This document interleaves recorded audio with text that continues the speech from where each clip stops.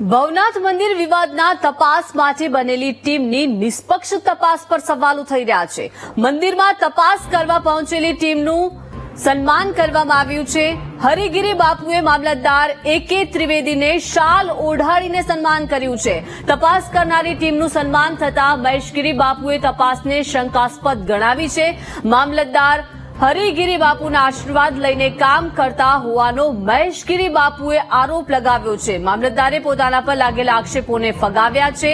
હું મંદિરે તપાસ કરવા માટે નહીં પરંતુ દર્શન કરવા માટે આવ્યો છું તેવું મામલતદારે જણાવ્યું છે। મામલતદારની હરિગીરી હમણાં જ કાલ કે આજે પોતે ચાદર વિધિ કરી રહ્યા છે, વથ ભરી રહ્યા છે ને એવું તો મામલતદાર જ્યારે એક વ્યક્તિના ઉપર આટલા મોટા આરોપ લાગ્યા છે તો એક વહીવટી તંત્રના અધિકારીએ આ કરે છે એટલે એમની સાથે ભળી ગયા અથવા તો આશીર્વાદ લઈને કામ થઈ રહ્યા છે એ બધું બહુ હવે શંકાસ્પદ થઈ રહ્યું છે।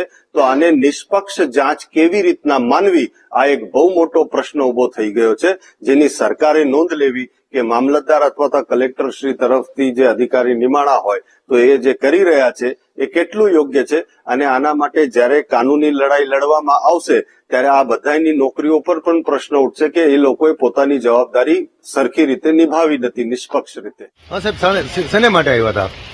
આજે અમાસ છે એટલે મહાદેવની દર્શનાર્થે આવ્યા હતા, પૂજા કરી? યસ। આ કોઈ તપાસ માટે કે કઈ ના મીટિંગ કરી? હરિગીરી સાથે કઈ મીટિંગ કરી? ના